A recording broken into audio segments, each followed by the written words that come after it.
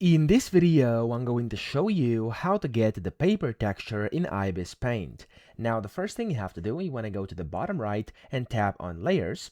And then when you do so, you want to add a new layer above the layer to which you want to add the paper texture. So I'm going to press on the plus button on the left, this one, and it's going to add a layer, and I'm going to position it at the top of this person over here, which I want to, of course, put the paper texture on. So you have to select that layer, then you want to exit this menu by going down here, there we go.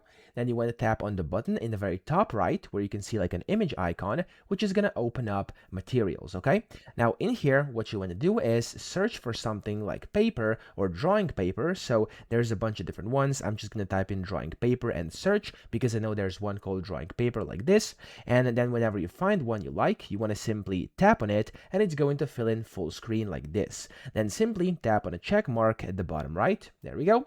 And then from here, you want to go to layers again, bottom right. You want to just tap on that specific one. So over here I have this one which now has kind of this paper texture. Then tap on where it says normal at the bottom to change blending mode and change it to overlay. So under contrast there's overlay, and if I do that and then if I go out of here, you'll see that there we go, I've successfully applied the paper texture in ibis Paint over my image. So that's kind of the best way to do it, but of course you can also lower the opacity. So if you tap on it over here at the bottom, you can lower opacity and change it that way as well, etc. Okay, you can also play with different blending modes over here if any of them are looking better for your specific creation.